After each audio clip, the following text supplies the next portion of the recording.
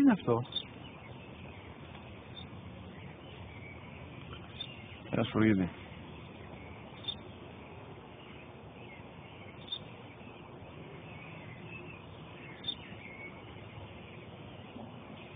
Τι είναι αυτό?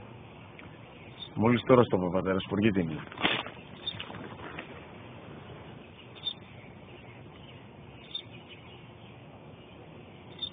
Τι είναι αυτό? Ένα σφουργίτη είναι, πατέρα. Ένα σπουργίτη. Σπου, γη, τι.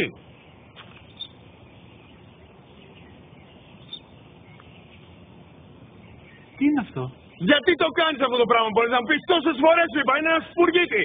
Δεν το καταλαβαίνεις. Πού πας?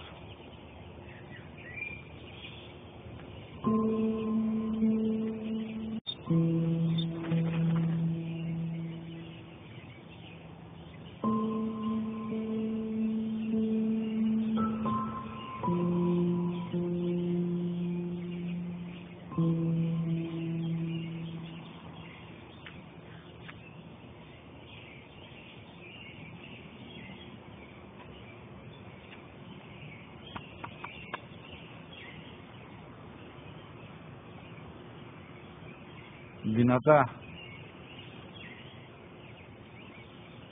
Σήμερα ο μικρός μου γιος που πριν λίγες μέρες έκλεισε τα 3 καθόταν μαζί μου έξω στο πάρκο όταν ένα σφουργίτη ήρθε και κάθισε απέναντί μας.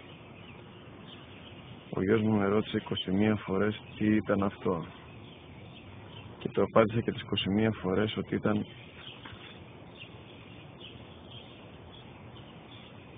ένα σφουργίτη. Τον αγκάλιασα τρυφερά και τις 21 φορές που μου έκανε την ίδια ερώτηση, ξανά και ξανά, χωρίς να εκνευριστώ, νιώθοντας στοργή για το αθώο μου αγοράκι.